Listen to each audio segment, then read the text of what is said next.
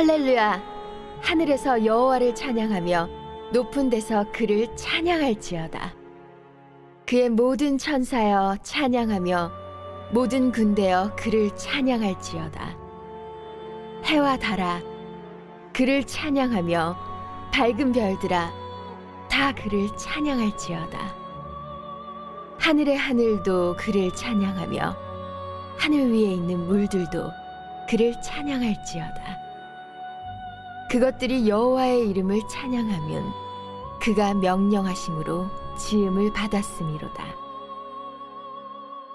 그가 또 그것들을 영원히 세우시고 패하지 못할 명령을 정하셨도다. 너희 용들과 바다여 땅에서 여호와를 찬양하라.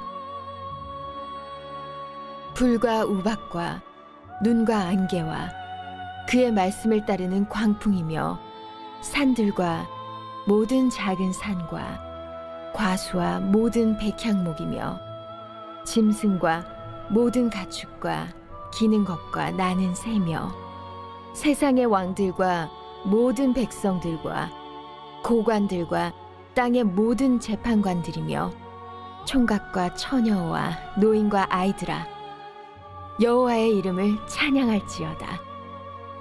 그의 이름이 홀로 높으시며 그의 영광이 땅과 하늘 위에 뛰어나심이로다. 그가 그의 백성의 뿔을 높이셨으니 그는 모든 성도 곧 그를 가까이 하는 백성 이스라엘 자손의 찬양받을 이시로다. 할렐루야. 샬롬. 12월 29일 아름빛 교회 바이블 키트입니다. 오늘 우리가 함께 은혜 나눌 말씀은 시편 148편입니다.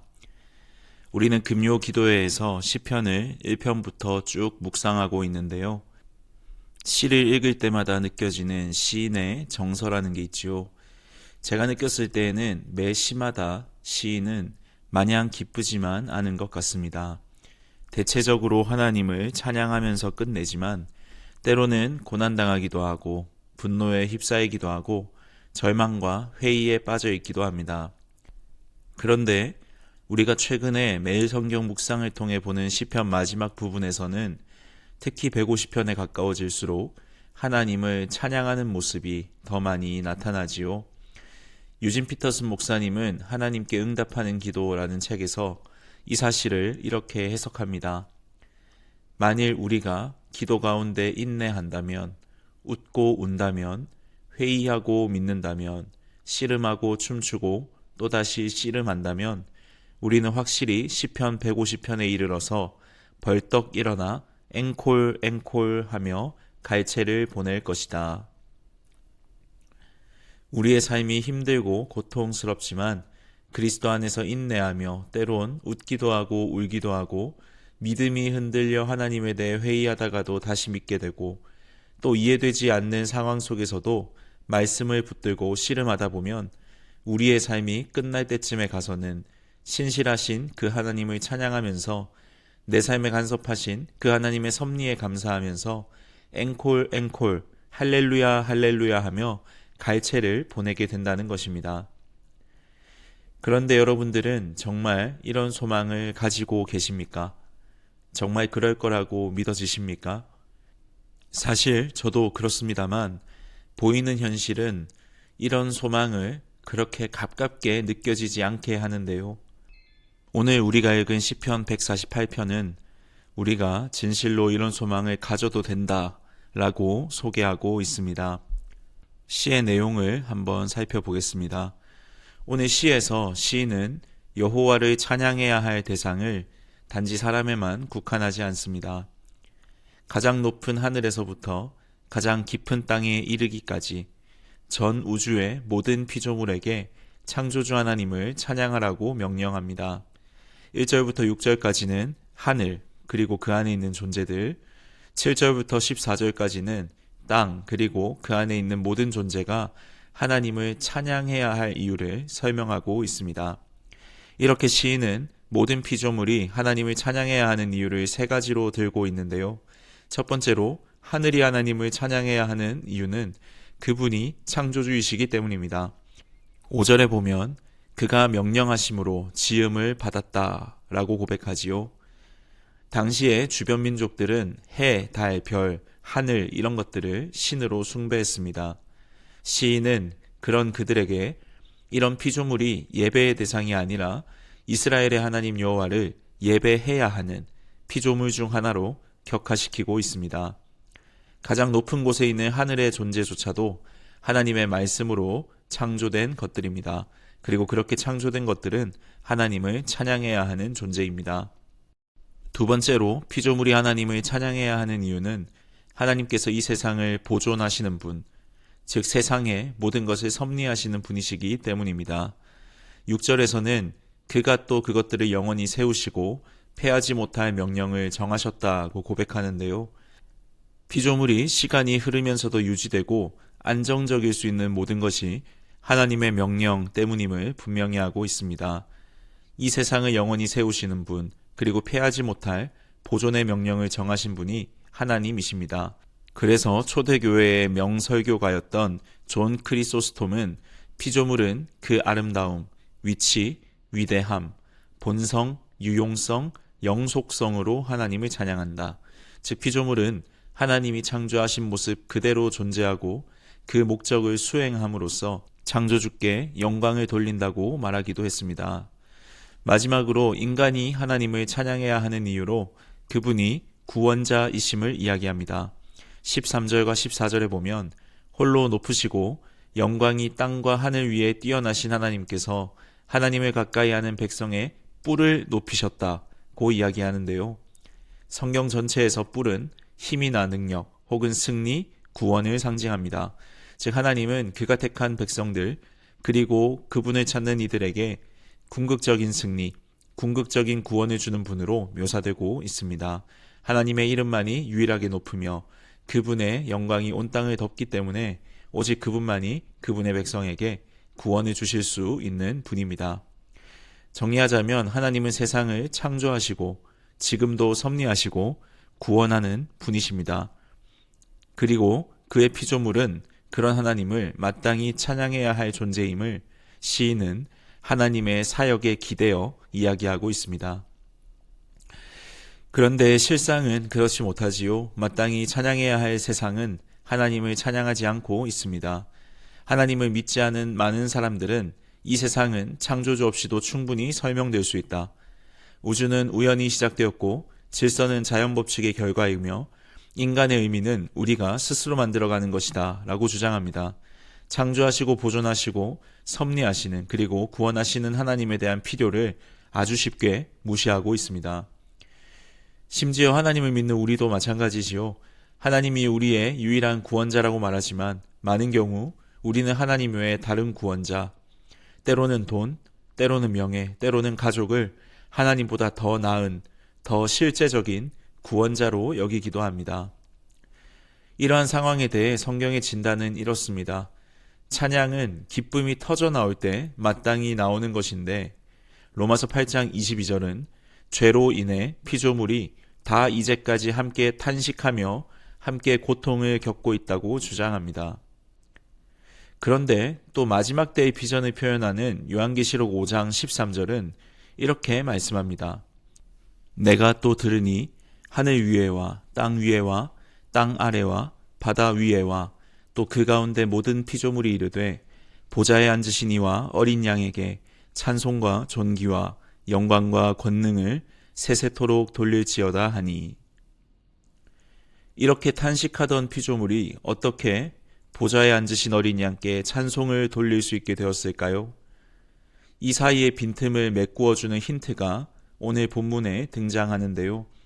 오늘 본문을 보다 보면 찬양해야 할 대상들이 의도적으로 위에서 아래로 묘사되고 있는 것을 볼 수 있습니다.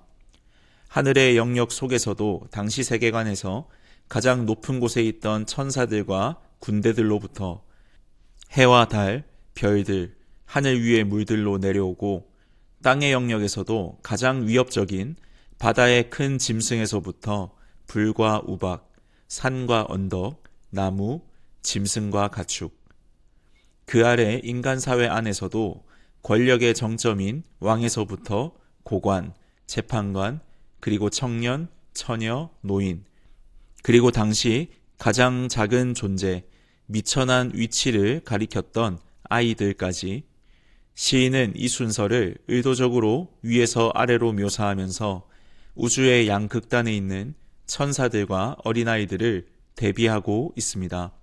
재미있는 것은 하늘의 피조물인 천사로 시작하여 땅의 피조물인 아이로 끝난다는 점인데요. 천사의 노래에서 아이의 노래를 생각하면 우리는 천사의 노래와 함께 이 땅에 오시고 아이의 노래와 함께 십자가에 달리신 예수 그리스도를 생각하게 됩니다. 누가복음 2장 13절과 14절은 예수님이 태어나실 때 하늘로부터 들린 소리에 대해 이렇게 묘사합니다.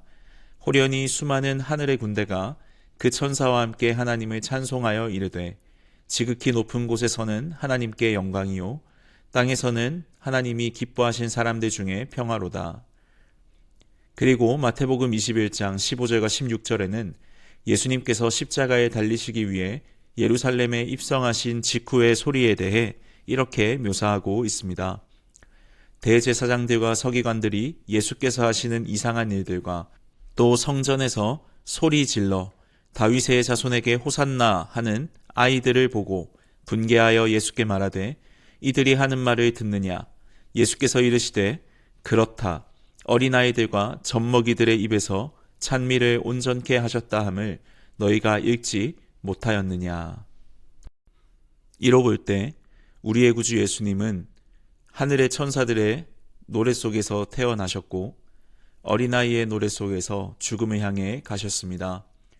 그렇게 그분의 성육신, 죽음, 그리고 부활을 통해 피조물은 탄식하던 존재에서 노래하는 존재로 바뀌게 되었습니다.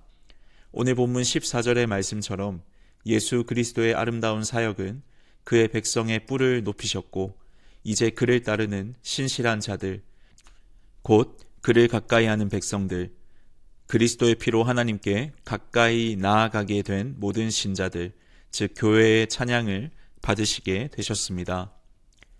사랑하는 성도 여러분, 아직 온전하지 않은 하나님 나라를 살아가는 우리는 때론 슬픔과 눈물 그리고 고통 속에 살아갑니다.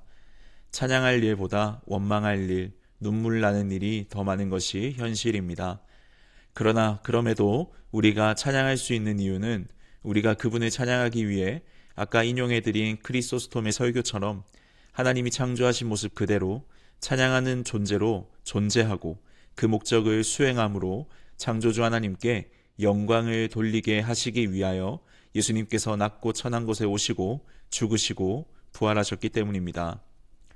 시편의 마지막으로 갈수록 더 선명히 드러나는 예수님의 사역, 우리의 신앙이 깊어질수록 더 선명히 드러나는 예수님의 아름다움 안에서 그의 구원받은 자답게 살아갈 때 우리는 요한계시록의 찬양, 이 시편의 종말론적인 찬양을 지금부터 고백하는 자로, 영원한 찬양을 지금부터 노래하는 자로 살아갈 수 있게 될 것입니다.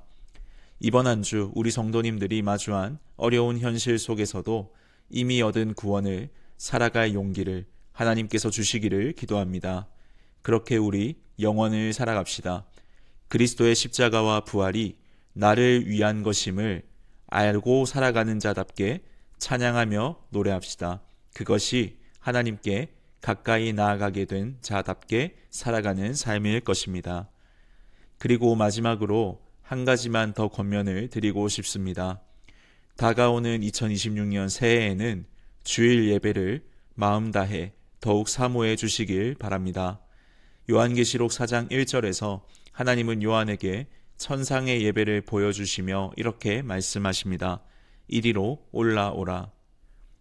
예배는 우리가 살아가는 이 땅의 현실이 전부가 아님을 하나님께서 보여주시는 시간입니다. 하늘의 찬양을 잠시 보여주심으로써 지금 우리가 겪는 고통과 탄식이 끝이 아니라는 것을 알게 하시는 시간입니다. 예배 가운데 우리는 아직도 탄식 중인 피조물로서의 우리의 연약함을 발견하게 되고 동시에 그 연약함을 품으신 그리스도의 십자가의 은혜를 다시 기억하게 됩니다. 그래서 예배는 찬양할 수 있어서 우리가 드리는 시간이 아니라 우리가 살아가는 모든 시간, 모든 공간에서 다시 찬양하게 되기 위해 드리는 시간입니다. 이 땅의 무게에 짓눌려서 노래를 잃어버린 채 살아오셨다면 주님께서 우리를 부르시는 그 음성을 다시 들으시길 바랍니다. 이리로 올라오라 그 부르심 속에서 우리는 다시 찬양하기를 배우게 될 것입니다. 오늘은 제가 기도를 대신해서 에베소서 1장 3절에서 7절 말씀을 읽어드리고 함께 기도하도록 하겠습니다. 찬송하리로다. 하나님 곧 우리 주 예수 그리스도의 아버지께서 그리스도 안에서 하늘에 속한 모든 신령한 복을 우리에게 주시되 곧 창세전에 그리스도 안에서 우리를 택하사 우리로 사랑 안에서 그 앞에 거룩하고 흠이 없게 하시려고 그 기쁘신 뜻대로 우리를 예정하사 예수 그리스도로 말미암아 자기의 아들들이 되게 하셨으니 이는 그가 사랑하시는 자 안에서 우리에게 거저 주시는 바 그의 은혜의 영광을 찬송하게 하려는 것이라. 우리는 그리스도 안에서 그의 은혜의 풍성함을 따라 그의 피로 말미암아 속량 곧 죄사함을 받았느니라.